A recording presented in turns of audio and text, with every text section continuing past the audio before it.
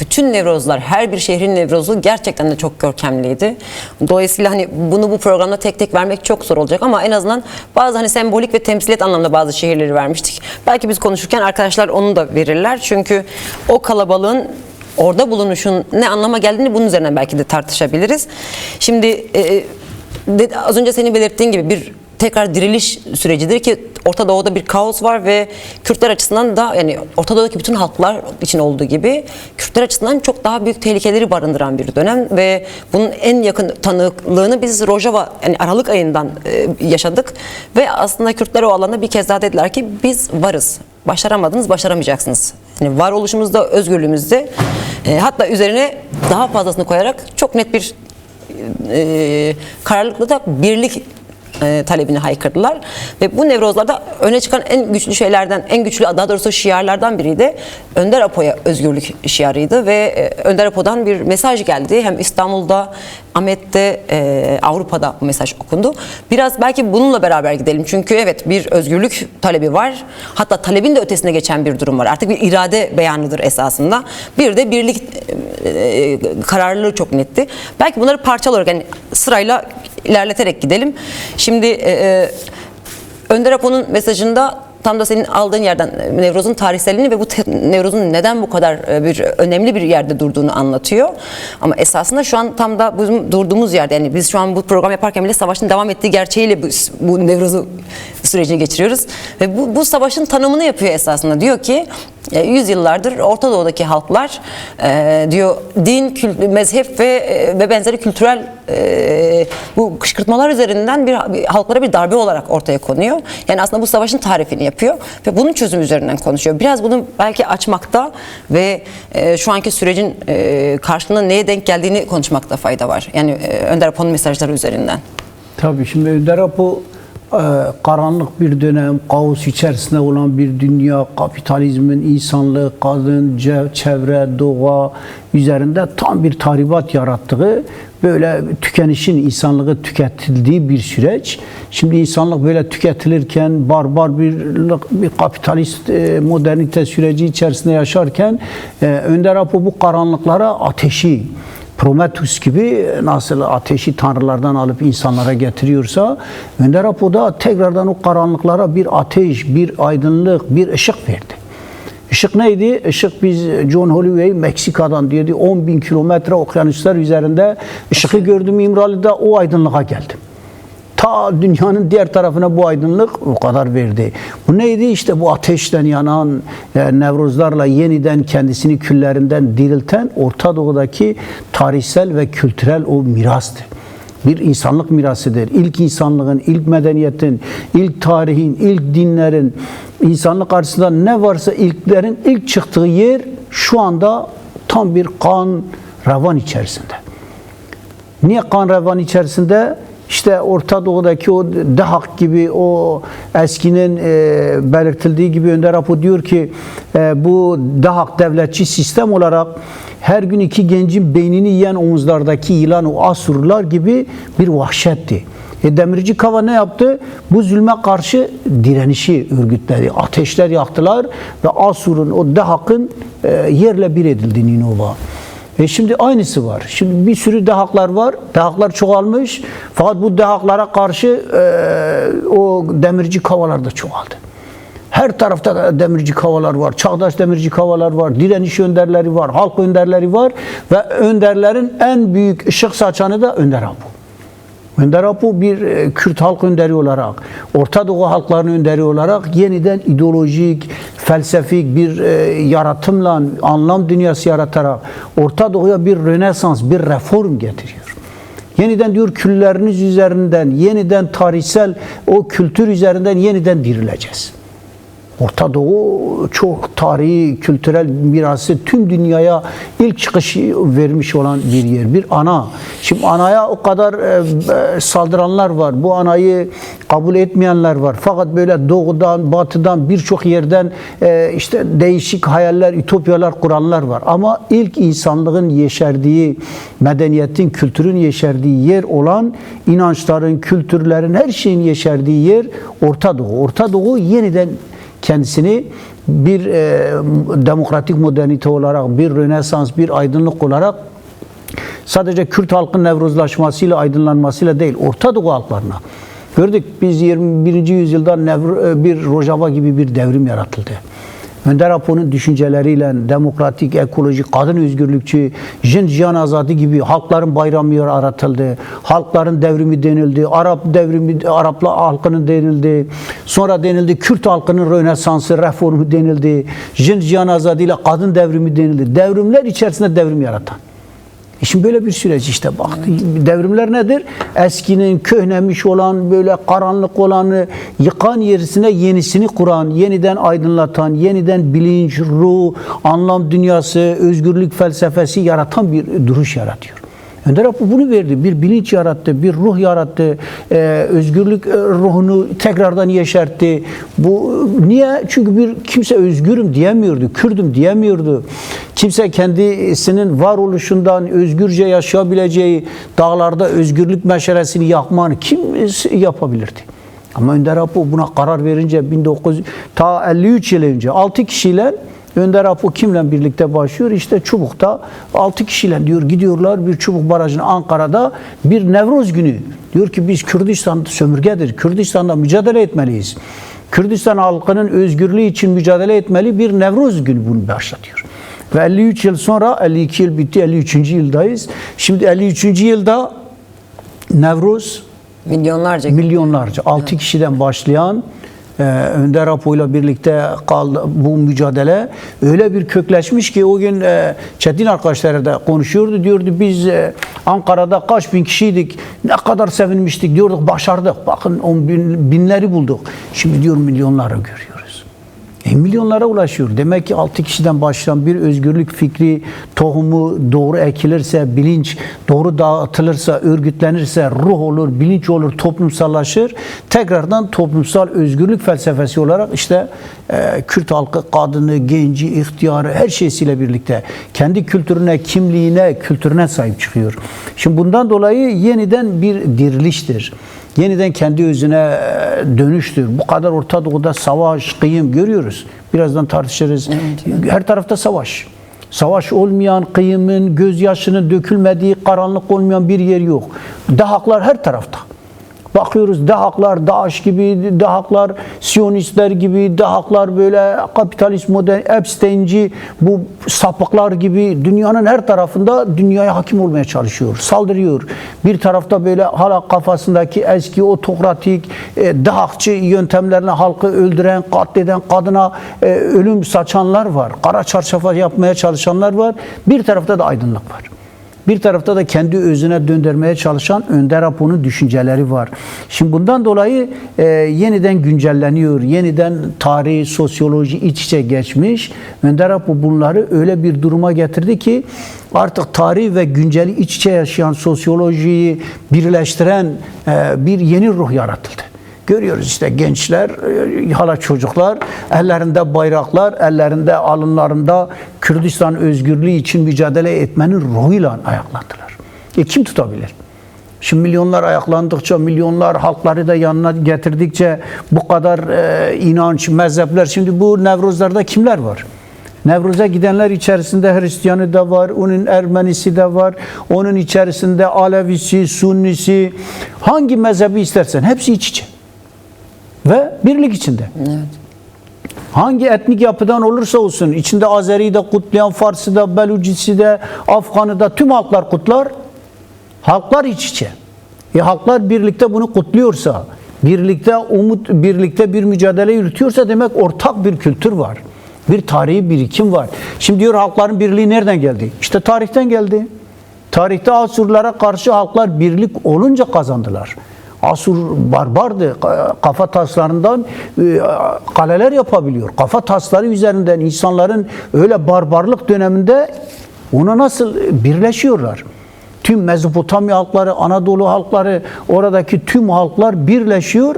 Dağlardan, Zagroslardan, bütün her taraftan gelip böyle büyük bir yeniden demirci Kavan'ın dediği o ruhla ateşler yakılıyor. Tüm dağlardan birbirlerine haber veriliyor. Böylece halkların birlikteliğiyle tüm kültürler orada birleşiyor. Yeni bir çiçek bahçesi gibidir Orta Doğu. Orta Doğu renkli renkli olan, yüzlerce çiçeğin, yüzlerce renkli olan bir coğrafyadır. Kültürler böyledir. Ama bir arada yaşamış, birbirine düşman değil. Niye, ne zaman düşman oldu? Niye bu kadar birbirine bu 200 yıldır çatıştırılıyor? Niye bu halklar böyle parçalandı? Haritalar 100 yıl önce Seykös-Picot'tan tutalım, Lozanlarla birlikte tüm Orta Doğu, tüm Kürdistan'ı niye parçaladılar? Niye birlik içindeyken, birlikte güçlüyken böyle istedikleri gibi Batı'nın kapitalist modernitenin istedikleri Haçlılar gelince, birlik olunca onları yenilgiye uğratıyorlardı. Birliği parçaladılar. Etnik, milliyetçi, dini, mezhebi çatışmalarla halkları birbirine kırdırtma. Bu İngiliz oyunu. İngilizler eskiden beri bunu yapar. Siyonizmle, ulus devletçilikle ortaya çıkan halkları böl, parçala, birbirine kışkırt.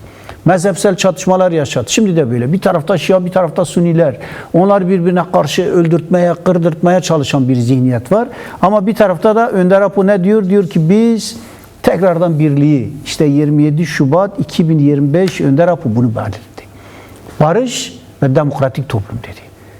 Demokratik toplum derken, demokratik entegrasyon derken, yani birlikte entegrasyon, birlikte Karşılıklı diğer olan, halklarla evet. birlikte birlik olalım. Evet. Yani birliktelik, halklarla birliktelik. Bunu işte farklı değil. Biz gidip kendimizi onlar içinde de kendi kimliğimizle, kendi kültürümüzle, diğer bütün halklar kendi kimlik, kültürleriyle, kendi kendilerini yöneteceği, kendileriyle birlikte oluşturulacak özgürlükçü, demokratik bir sistem. Bu Orta Doğu Demokratik Konfederasyonu'dur. Bu Orta Doğu, bunun ismi böyle demokratik özerklik midir? Demokratik ulus mudur? Demokratik entegrasyon mudur? Bunun ismi nedir? Bağımsızlık mıdır? Değil. Bunun ismi demokratik, özgür, birlikte, halkların birlikte yeni bir yaşama ortaklaştığı bir yaşam. Şimdi bu istenmiyor, bu isteniyor. Şimdi Önder Apo bunu başlattı. 27 Şubat 2025'te başlatılan buydu. Bu ne yarattı? Bu bak Önder Apo'yu, bu çatışmalar, Orta Doğu'ya saldıranlara karşı Önder Apo'yu haklı kıldı. Fırtına var. Her tarafta büyük bir fırtına gelmiş. Bu fırtına içerisinde böyle güvenli bir limandadır Kürtler. Kürtler barış içerisinde diyor yaşayalım, çatışmayalım.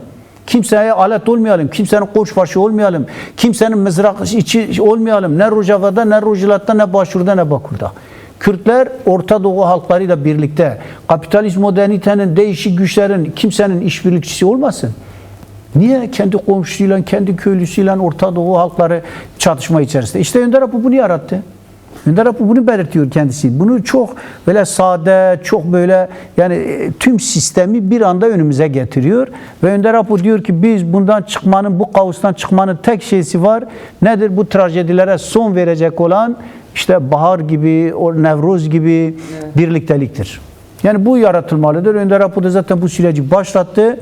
Bunu engel olmak isteyenler, bunun önünde çarpıtmaya çalışanlara karşı da ne kadar yeni bir yaşamı doğru olduğunu, birlikteliğin, haklılığın, o ruhla halklar sahip çıktı. Diyor ya kimse sahip çıkmayacak. Kimse bundan artık bu birlik, kardeşlik kalmadı. Orta Doğu'da yani belki tartışılır. Rojava'yı da tartışırız. Evet. Şimdi gidip Şam'da da kutladılar. Halep'te de ama eskisi gibi Türkiye'de nasıl engelliyordu, saldırıyorlarsa şimdi Rojava'da aynı zihniyet var. Başka bir yöntemle yapıyorlar bunu. Tabii başka yöntemle, provokasyonla yapanlar var. Yok değil. Aynı şekilde bir tarafta da Orta Doğu halklarına, Farslara, Belucilere, Kürtlere, yani Şia devletine saldırmakla, çatışmalarla birlikte yine kan gözyaşı var. Ama ona rağmen de birlik içinde, kardeşlik içerisinde halklar diyor bunu kutlayalım. Evet, bu arada bu İstanbul Nevrozu bugün. Görüyoruz yani şimdi bu İstanbul Nevrozu, Kürtler niye İstanbul'da o zaman? Kürtler niye Nevruz'u İstanbul'da kutluyorlar? Ne işleri var? Kürtler Kürdistan'da olmalı. En az 5-6 milyon Kürt İstanbul'da yaşıyor. 5-6 milyon Kürt kendisiyle birlikte yüz binlerce diğer halkları da getirip buraya birleştirdikleri zaman böyle yüz binleri birlikte dayanışma içerisinde kutlamaları kime ne zarar var? Evet. Kürtlerin dostluğudur. Kürtlerin diğer halklarla birlikteliğidir. Kürtler kendisi bir oldukça, öncülük ettikçe kadınlar, halklara, herkesi kendi yanında topluyor. İçinde Rumlar da var, Türkler de var, Pontuslar da var. Var da var. Git sor. Her şeyi bulursun. Avrupa'da bir sürü halklar da geliyor, katılıyor. Sadece Kürtler de değil. Yani Asurilerle karşı olmuş Süryaniler gibi onlar bile bunu kutlar.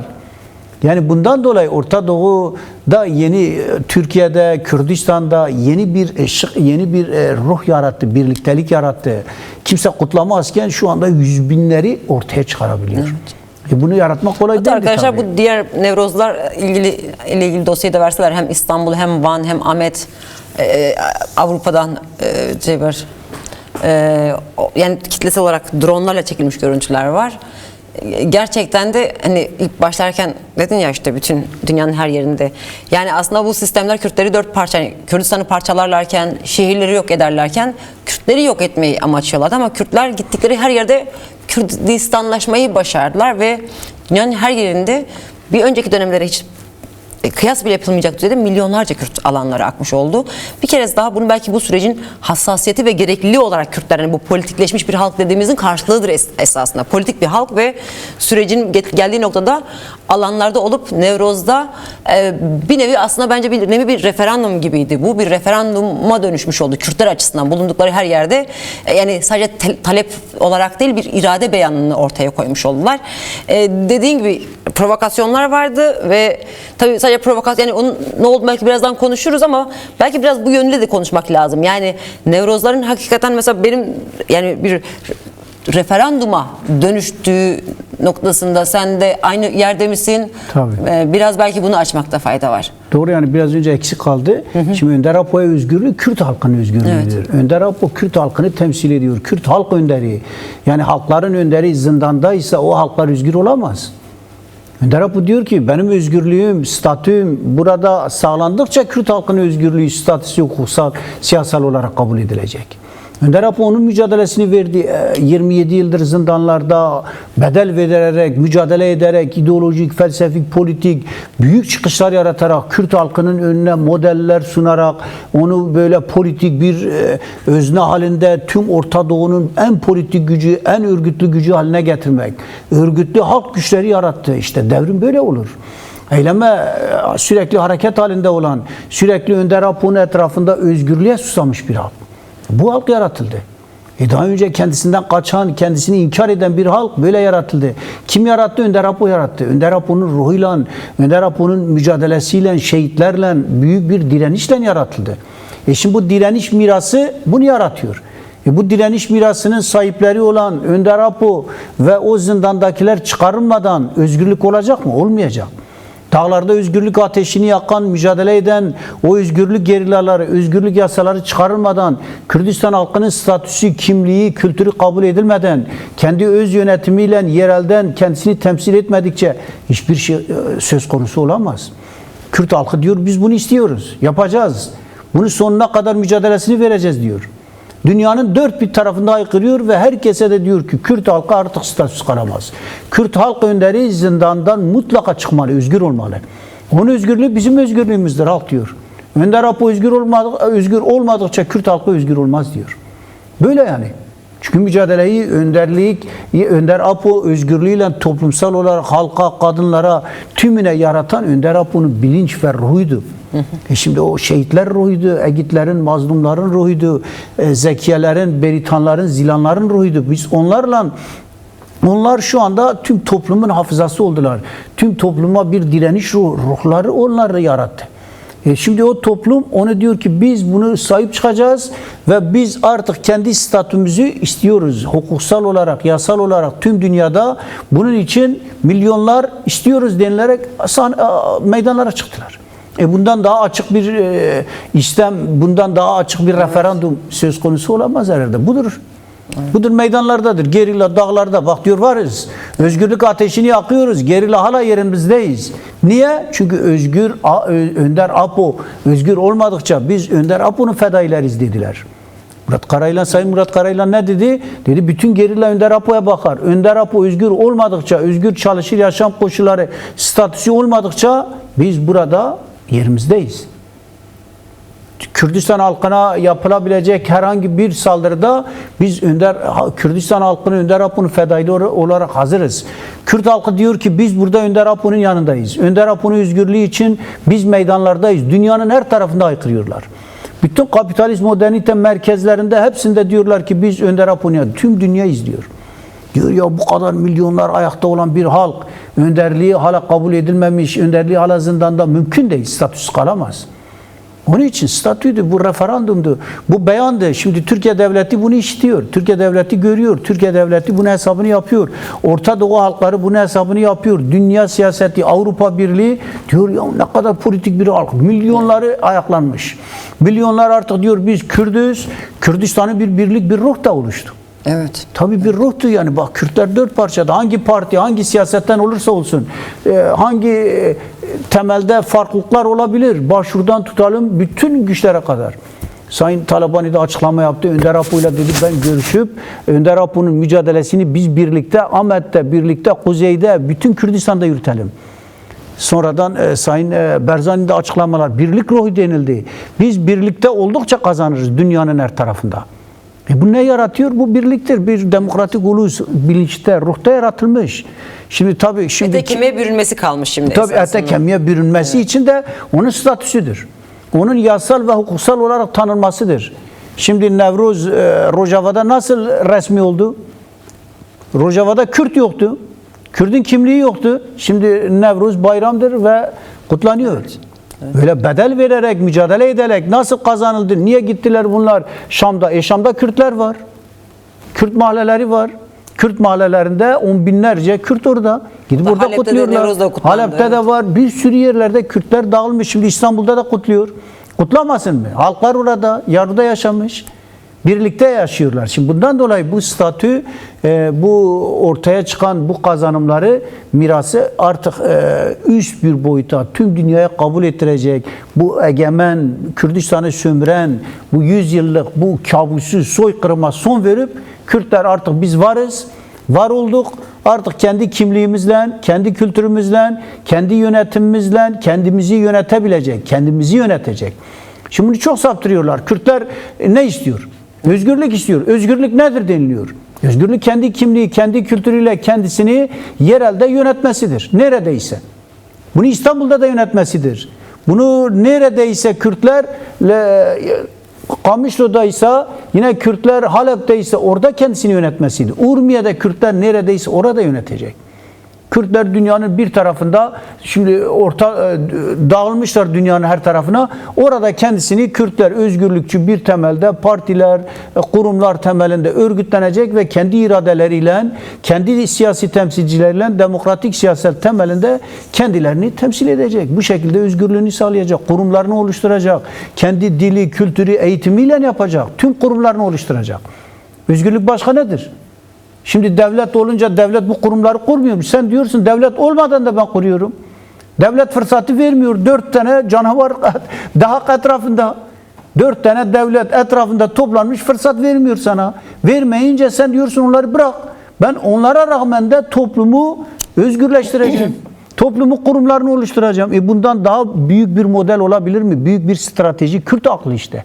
Önder Apo bunu yarattı. Stratejik bir Kürt aklıyla devlet olmadan da, yani sen devlet kurumlaşmadır, baskıdır, onu bırakalım. Ama fırsat vermiyorlar sana. Yani vardı da mı birisi önüne engelledi? Bıraktılar da mı bunu? Bırakmıyorlar işte. Başvuruda biraz el atmaya çalıştılar. Olan da gitti. Saldırı görüntülerini değil ama açıklamayı belki verebiliriz. Yani bunu bir fitne olarak görüyor, bir provokasyon olarak görüyor, bir oyun olarak görüyor ve asla bunun oyuna gelmemesi gerektiğini söylüyor. Yani bu çağrıyı yapıyor. Bunun amacının açıkça tam da senin belirttiğin yerde bir kışkırtmaya dönük ve bir karşı karşıya getirme durumu olduğunu söylüyor. Ve Suriyeliler arasında bir birlikteliği güçlendirme ve bunu güçlendirme gerektiğini söylüyor. Yani bu da doğrudan oradan yapılan bir açıklama, yani olayın ne olduğuna dair ve ne yapılmamasıyla gerektiğiyle ilgili. Ki bu zaten bunların önüne geçmek için galiba kısa geçici bir sokağa çıkma yasağı ilan edildi. Ama anlıyoruz ki, şimdi birazdan oraya geçelim bence. Anlıyoruz ki bu tür durumları daha çok sık göreceğiz. Çünkü İran savaşı diyoruz ama tabii çeperi daha geniş, ama Amerika ve İsrail İran yönelik saldırılarıyla başlayan savaş devam ediyor. Derinleşiyor da ve daha nereye kadar uzanacak göreceğiz, ama biraz bunu konuşalım. Çünkü yani şu tartışmalar var, işte aslında Amerika veya İsrail'in düşündüğü gibi olmadı deniliyor. Çünkü ilk başta yoğun bir saldırı, ilk 2 günde 48 üst düzey öldürme, işte geçtiğimiz haftada yine Ulusal Güvenlik Sekreterini öldürülmesi vesaire. bir sonu hızlı gelir, işte İran pes eder diye düşünüyordu.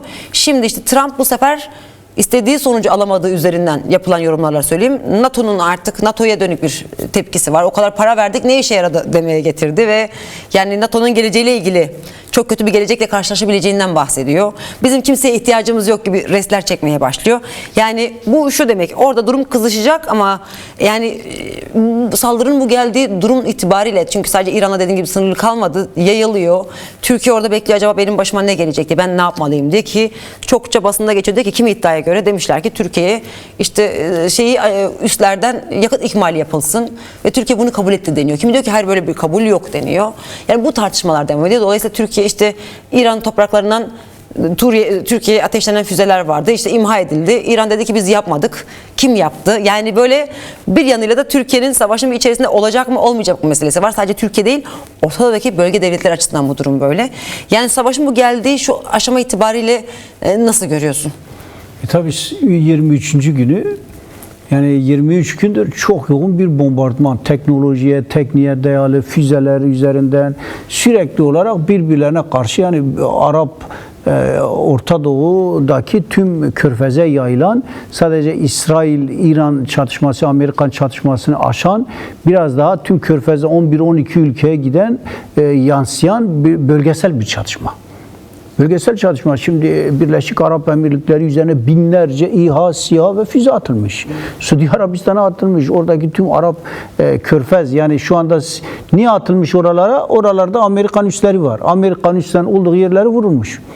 Amerika orada, İran'ın herhangi bir enerji kaynağı vurulunca, yani savaşın temel nedeni nedir? İsrail'in Amerika ile birlikte hem kendi gelecekleri açısından hem yeni dizayn etme, işte Venezuela'da nasıl onlar sözde sonuç aldılar, Amerika hayallerle birlikte biz vururuz, onların yetkililerini götürürsek 3-4 gün içerisinde yeni bir yönetim gelir, teslim alırız gibi böyle şok bir doktrin, çok hızlı bir sonuç alma gibi denediler. Ama İran çok böyle yani 2000 yıllık bir devlet geleneği olan, tedbir almış olan, 12 olmadı yani tabii aslında. 12 günlük Haziran ayındaki savaştan ders çıkaran, ona göre kendisine bağlı bir sürü güçler vardı.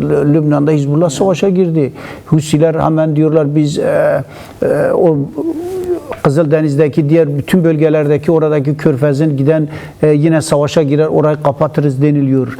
Husiler bir tarafta gördük de Haçlı Şabi kısmi olarak çatışma içerisindedir. Yani çatışmayı kendisi dışında tüm alanlara da yansıttı, bölgeye yansıttı. Şimdi İran'ın bu kadar tepki vereceğini, bu kadar cevap olabileceğini, bu kadar onlara karşılık verebileceğini tahmin etmediler. Tabii çok yoğun bir bombardıman. Üst düzey yetkilileri İran darbe aldı ama darbe almasına rağmen planları var. Bir sürü yenileri atandı. Buna karşı bir kendisini merkezi değil, böyle mozaik gibi her alana yansıtan, tüm güçlere, yerellere inisiyatif veren bir duruma getirdi. Şimdi bu ne anlama geldi? Bu böylece İran güçleri hala saldırılara rağmen yani darbe yiyor, dayak yiyor ama diyor ben ayaktayım. Ayaktayım, evet. Ayakta olduğunu göstermek için de ne yapıyor? Alıyor oraya buraya füzesini atıyor. Ama sürekli başında da tabii füzelerle, uçaklarla bir vurulma var. Ekonomik, enerji kaynakları. Ta ki teslim alınana kadar. Ta ki Amerikancı sisteme kabul edene. Zaten Trump ne diyor? Diyor ki benim atacağım biri olursa petrol kaynaklarını, enerji, doğal gaz, oradaki kıymetli madenleri bize verirse bitti diyor. Sorun yok. Bize mi çözeriz? Onlar da olabilir. Sorun değil demokrasi değil. Evet. Kim gelirse başta olursa yeter ki bizi kabul etsin. Bizim istediğimiz şekilde hareket etsinler. Yani İsrail ve Amerikan hegemonyasını kabul edecek, bize tehdit olmayacak bir güç oldu mu diyor, sorun yok. Buna göre bir çatışma alanı içerisinde ama ona rağmen İran sürprizler yapıyor. İran daha böyle 4000 kilometreye varan bir füzeyle birlikte onların Garsya'da bir adada olan onların üstlerine füze atabiliyor. Yani öyle bir deneme içerisinde bir karşılık verebiliyor. Şu anda daha çok işte oradaki temeli kapanmış olan o körfezdeki yeri Körfez diyor kapanmasın diye Hürmüz Boğazı üzerinde enerji kaynakları, oradaki bütün Avrupa'ya giden doğalgaz, petroller, tabii enerji petrol, kaynakları Çin. hepsi. Şimdi zaten Amerika onun için diyor. Kendisi yedemedi. Güç getiremiyor. Gücünü kullanıyor sonuna kadar. Bazen diyor yok ederiz, bunu yaparız, şunu yaparız. Gidip enerji kaynaklarına vurunca İran da aynısını cevap verdi. Bazen Hürmüz Boğazı'nı kapattı. Bazı alanlarda bırakmadı. Hemen ona rağmen İran işte petrol, bütün Avrupa'da her tarafta petrol ve gaz fazla olunca herkesin ekonomisini, dünya ekonomisini etkiledi. Bir zincirleme bir etki yarattı tüm dünyada. Ekonomik bir savaşa döndü. Şimdi bundan dolayı ne olmuş? İran'a çağırdı, Avrupa Birliği'ne çağırdı, tüm güçlere çağırdı. Kimse gelmedi. Kimse yanında yok. Niye? Biliyorlar yani haksız bir savaş. Açıkladı Avrupa Birliği. Diyor ki bu haksız, meşru olmayan bir savaş. Daha önce de Irak'ı vurdunuz, dediniz bunların füzesi var, Saddam'ın hiçbir şeysi de yoktu. Ne bir kimyasal dediler, kimyasal var. Şam hükümetinin bir kimyasal da bulamadılar. Daha önce Saddam'a vurduklarında yine öyle dediler. Bunların füzeleri var, şeyleri var, hiçbir şey bulamadılar. Yani böyle yalanlar, böyle meşru olmayan hukuksal tüm dünya sistemini yerle bir ettiler. Ne Avrupa Birliği, ne şu anda Dünya Birleşmiş Milletler, ne hukuksal yasa bir kaldı. Hiçbir hukuku, hiçbir yasanın olmadığı böyle tam bir avare, işte Netanyahu'nun Trump'ın başını çektiği bir Epstein'ci bir çete tüm dünyada böyle hakim olmak için güç gösterisinde Trump diyor ki Küba'yı da alacağım diyor. En büyük her tarafa saldırıyor. Evet. Her tarafta şeysi var yani. Grönland zaten hedeflerden biri ama Küba diyor bu sefer. Yeni gündemi Küba. Yani böyle bir savaş içerisinde Orta Doğu'yu da kan gölüne daha fazla savaşı gerekirse diyor ki Türkiye'yi katalım. Zor durumda nasıl bir provokasyon füze atarız. Olmasa Azerbaycan'ı katalım. Olmasa biz paramiliter güçler var. Huzistan'da Arap güçleri, Horasan Daşı'nı getiririz. Olmasa Kürtler hazır mı acaba? Kürtler en hazır güçtür, en politik güçtür. Böyle açıklamalarla Evet. Kürtlere Çok gaz iyi vermeye çalışıyorlar. Evet. Çok iyidirler. Bunlar hazırdırlar. Bizim için hazır. Niye sen için hazır olsun? Sen gördük yani sen Rojava'da birlikte koalisyon halinde 13 yıl, 14 yıl kaldığın güçleri bir anda bırakıp gidebiliyorsun. Bir anda her şeyi yapabilecek bir durumdasın. Kürtler sana nasıl güvenebilir? Kürtler ne küresel güçlerin, hegemonyacı güçlerin ne de ulus devletçi o böyle baskıcı güçlerin dışında alternatif arayan üçüncü seçenek olarak halkların çıkarı, kendi çıkarları. Kürdistan halkının çıkarı nedir? Koçbaşı olma değildir. Kimsenin askeri olma değildir. Kendi çıkarları, kendi birlikteliğiyle Orta Doğu halkların birlikteliğini sağlama. Mesela o 6 örgüt açıklama yaparken sadece kendi birliği için değil. Diyor ki biz Belucileri de, Farsları da, Azerilerle birlikte ortak hareket edelim diyorlar. Şimdi diyorlar niye demiş bunu? Demesin mi? İç içe vurmaya da iç içe halklar birlikteler. Yani böyle hala o bir de dar tehlikeli kafada oyunlar oynanıyor. Tabii. Azeriler üzerinden kışkırtmalar yürütülecek, Kürtlerle karşı karşıya getirilecek. Yani bırakalım, yani şunu unutmamak gerekir. İran savaşı başladığı ilk gün İran'ın hedefi Amerika, İsrail olmadı. Kürtler oldu. Kürtlerin olduğu bölgelere saldırdı. Dolayısıyla bunun bir sonraki adımı bu sefer Azeriler üzerinden bir kışkırtma alanı zemini yaratmaktır. Bu yüzden gerçekten de süreci, konjonktürü olan biteni görerek Kürtlerin ne yapması gerektiği üzerinden, Kürtler açısından söylüyorum, bu adımı götürmek gerekiyor. Yani her söylenen niye böyle yapıyorlar? Yok efendim niye şunu yapıyorlar? İşte ona çok kulak veren, çok dinleyenler var. Sanki onlar çok doğru şeyler söylüyorlar. Kürtler var olan imkanları, koşulları değerlendirmemişler. Kürtler gözlemler, deneyimi var, tecrübesi var, birikimi var. Yani ta Simko Şikaki'den, İran'dan, Mahabat Cumhuriyeti'nden, İran'dan, Komalelerden bir tecrübeleri var yani. Yılların tecrübeleri, yılların direniş geleneği var Rojava Kürdistan'ında. Her tarafa öncülük yapmış orası. Başvura öncülük yapan orası. Tüm Kürdistan Demokrat Partisi gibi birçok partinin çıkış yeri orası. Şimdi o geleneği bilmiyorlar mı? O hiç ders çıkarmadılar mı? Rojava'ya başvura bakmıyorlar mı? Biliyorlar. Yani onlar da biraz siyaseti, biraz daha diplomasiyi bilerek hareket ediyorlar. Tabii bunu bilince neydi? Biz dedik ya bu halk o referandumda diğerine istedi. İşte Kürdistan bu durumdayken şimdi bir parça değil, 4 parçanın kaderi birbirine bağlı. Evet.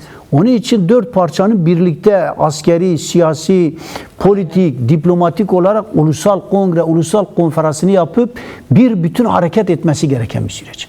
O 6 partinin örgütlenmesi aslında bir ittifak, bir cephe, Kürt halkının birliği açısından bir giriş, ilk yani ilki daha önce 2013'te de vardı aslında. Kürdistan Ulusal Kongresi için çalışmalar yürütüldü, biraz engellendi. Tekrardan oraya dönerse bu tarihi fırsattır ve aynı zamanda tarihi riskler de var. Görüyoruz her anda Rojava'da ne olacağı belirsiz bir durum. Başvuruda ne olacağı belirsiz. Başvurudaki o kazanımlara göz dikebilirler. Bakuri Kürdistan'da ne olacağı belirsizdir. Önderlik barış için, demokrasi için yürütmesine rağmen hala elinde, yani görüyorsunuz. Devlet zırnık kadar adım atmadı henüz. İşin Tabii yarın öbürsü gün ne olacağı belirsiz. Yani biz Nevruz'da diyoruz birlik, kardeşlik, barış olsun. Ama olmayabilir. Zaten savaş var. Bir de birlik, kardeşlik tek taraflı olan bir şey değil. Kürtlerin adım atmasıyla tek başına ile karşıdan bir adımın atılması gerekir ki bahsettiğimiz süreç ilerlesin. Tabii yani ona göre biraz daha üslubunu değiştirmeleri, akıllarını değiştirmeleri, o devlet aklı varsa, norm devleti, birlik, kardeşlik istiyorlarsa, sadece Anadolu'nun bir kısmına kalmak istemiyorsa, o Türkiye devleti, Kürtler neredeyse hisleri yapıp dünyada diyor ya, nedir, ayda bile olsa biz onlara fırsat vermeyiz Kürtlere. Evet. Kürtler nasıl kendi statüsü, kendisini yönetebilir? Niye bütün dünyada Azeriler, bütün dünyada Türkler kendi kendisini yönetsin? Biz dememiş köle olsun. Şimdi onlar kendisini dünyada, bütün halklar, bütün etnik yapılar kendilerini yönetebilsinler. Şimdi onlar istenirken sen niye Kürt halkının bu kadar bir yerde statü kazanacak? Aman Kürtler Rojava'da statü kazanıyor. Kazanacak. Sen istesen de istemesen de, çatlasan da patlasan da Kürtler birlik olarak, mücadele ederek, öncülük ederek hem kendileri hem de halklara kazandıracaklar. Rojava gibi bir statü şimdi yarın öbürsün göreceğiz. Bu Rakka'da, Derazor'da 1000 pişman olacaklar. Kürtler gidip Dürzi halkıyladan, Alevi halkıyladan, tüm Suriye'deki oradaki halklarla demokratik, böyle Hristiyan tüm halklara öncülük yapacaklar. Kadınlar öncülük yapacak. Evet. Kadın öncülüğü bitti. Orada artık kadınlar bir şey yapamaz, yapacağı bir şey yapamaz. Ona son verdiler. O DAEŞ'çi, işte IŞİD, HTŞ zihniyetine teslim oldular. Entegrasyon, öyle bir şey yok. Demokratik siyasetini, kendi öncülüğünü, kendi fikirlerini Rojava'da da yapıyor, Rojava'da da yapıyor. Kürdistan'ın 4 parçasında da yapıyor. Tüm Orta Doğu'ya bunu model olarak sunuyor. İşte bu Nevruzlar bunun ispatıdır. Önder Apo bunu belirtiyor. Diyor ki biz yeni bir sayfa açalım. Orta Doğu yeni bir sayfa, kan, gözyaşına son verelim. Bu dış müdahalelere son verelim. Kimse bahaneleri kullanıp halkları birbirine milliyetçi çatışmaya götürmesin. Mezhepsel çatışmalara girmesinler. Alevi, Sunni, Şia çatışmalarına son verelim. Birlik içinde. İşte bu bayram birliğin bayramıdır. Kültürel Kurban Bayramı da vardı. Bak birlik. Bu Alevisi, Sunnisi, kimse, herkes bunu kutladı. O zaman birlik olalım. O bayram birliğin değil miydi? Senin bayramın değil mi? Senin inancın değil mi? Bu inanç birliğini istiyor. İslam barış dilidir. Barışalım diyor. Tüm İslam alemi, tüm Orta Doğu halkları, kültürleri, diğer hangi inançtaysa onlara birlik olacak bir süreç. Bunlar dış müdahaleleri ortadan kaldırır. İçeride de demokratik birlik ama. Demokratik birlik nedir? Demokratik bir toplumsal süreç yaratma. Yani demokratik devletler, demokratik cumhuriyet. Demokratik cumhuriyet derken nedir? Demokratik o devleti, oligarşik devleti demokratikleştirmek. Topluma, demokratik toplumun sözleşmelerine, hukukuna, yasasına, kimliğine, diline, tüm kültürüne saygı göstereceği bir süreç yaratmaktır. Önder Apo bunu yaratıyor, demokratik entegrasyon derken. Peki. Onun için yeni demokrasi, Orta Doğu için yeni bir fırsattır. Az zamanımız var ama şunu sorayım o zaman. Şimdi barış ve demokratik toplum sürecinin başladığı ve bununla beraber geçirdiğimiz 2. Nevroz. Yani bir Nevroz'u geçirdik. Süreç devam ediyor. 2. Nevroz, ama bu bahsettiğimiz 2 Nevroz boyunca da devletten yana henüz tek bir adım atılmış değil. Yani dolayısıyla bir yandan İran'ı konuşuyoruz. Türkiye'nin İran'la ilgili açıklamaları, yani Kürtlerle ilgili açıklamaları elbette ki ne sürecin ruhuna uygun, ne Kürtlerin kendi kimlikleriyle yaşama hakkına denk düşen bir yerde. Kışkırtıcı bir yerde duruyor İran'la, Rojava'yla ilgili açıklamalar. Şimdi bunu buraya mı bağlamak lazım? Orayı mı bekliyorlar? Acaba orada ne olacak da ona göre adım atalım mı diyorlar? Yoksa gerçekten de yani bu adım atmama hali, bu işi ağırdan alma, sürünmeceye bırakma meselesinin sebebi ne? Yani İran Savaşı'nda mı aramak lazım, yoksa başka planları mı var, yoksa devlet bürokrasisi bunun içerisinde aynı yerde mi durmuyor diye de mi ilerleyemiyorlar, ya da iktidar kanadıyla mı ortaklaşamıyorlar, devlet açısından söylüyorum ben. Yani sorunu ne olarak görüyorsun? Yani Türk devlet aklı yani stratejik aklı ya da norm devleti ya da norm dışı, böyle norm dışı nedir? Norm dışı olan kendi ulus devletçi, milliyetçi, Türk ırkçı, böyle Türk Turancılık temelinde, şimdi biraz İslami temelde de, böyle Türk İslamcı sentez temelinde de, böyle bir Turancılık temelinde tüm Orta Doğu'yu kendi egemenliğine almak isteyen yeni Osmanlıcılık. Şimdi bu akıl nedir? Bu akıl tüm toplumları kendi hakimiyetine ya Türkleştirecek tüm Türkiye'yi, ulus devletçi, tekçi bir zihniyet, tek dil, tek devlet, tek kültür dediğim bu. Tüm kültürleri yok edecek, tüm dilleri yok edecek. Bu zihniyet bitti. Hala bu zihniyetten ısrar edersen, hala o güncel, yani 100 yıl önceki siyasetle devam edersen, soykırımcı temelde devam edersen, tüm ulus devletler yıkıldı. Bazı ulus devletçiliği Suriye, Saddam'la birlikte asılınca gördük, gitti. Hafız Esad, Beşar'la birlikte gitti. Yani tümünde yenilgiye uğradı. En son Şia ulus devletçiliği direnmeye çalışıyor ama öyle bir vuruluyor ki kafasına, çünkü halkları bir araya yanına alamadı. Halklar ona karşıt. Kadınlar karşıt. Kadın hakkını, halkların hakkını kabul etmezsen böyle olursun. Başına vurulur. O da gidecek. İran'ı böyle eziyorlar. İran'ı diyor tamam, darbeleniyor. Bütün önderleri, diğerleri vuruluyor. Ne olacak? Zayıflayacak. Zayıfladıkça ne olacak? Ya iş çatışmalara götürecek, ya parçalanacak, küçültülecek. İşte bu Avrupa'nın ya da kapitalist modernitenin canavarları tarafından gelecekler, parça parça el konulup zenginlikleri götürülecek. Kime yaradı? İşte dış güçlere, kapitalist modernitenin güçlerine. Türkiye'de hala bunu devam ettirmek isteyen bir güç varsa, Kürtleri kabul etmeyen, işte Türkiye'yi biz yani birlik olmazsa, böyle stratejik süreçler içerisinde Roma'yı düşün, Bizans döneminde öyle, Kürtlerle Türkler ittifak kurunca bu dış saldırıları engelliyorlar. Yoksa yenilgiye uğrar. Haçlılara karşı ne yapılıyor? Tüm Arap, Kürt, Türk hepsi birlik oluyorlar. Niye dış bir saldırı? Yine bir dış saldırı var. Amerikanlar tüm Avrupa tüm güçlerini yığmış buraya. Sen birlik olursan bunu boşa çıkartırsın. Yok birlik olmazsan, hala Kürtler bizim için tehdittir dersen, Kürtleri yok ederiz, Kürtleri Türkleştiririz dersen ne olur? Sıra sana da gelir. Evet. Sıra sana geldiği zaman sen birlik yapmadığın, el uzatmadığın, barış için, demokrasi için Önder Apo'nun bu kadar çabasına yapmadığın zaman bu kadar ki tüm halk sana döner. Milliyetçi, ırkçı bir çatışmaya dönersin. Kan revan içerisinde yeni İsrail-Filistinler yaratırsın.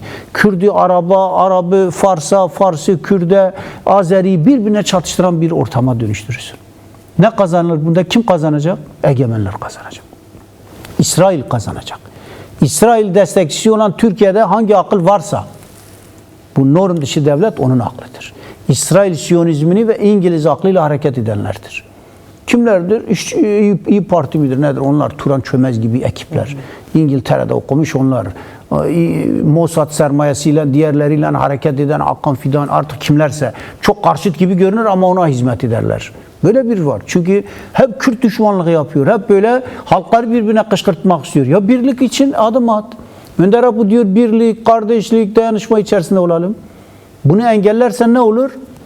Büyük bir çatışmayı, savaşı kendi evine.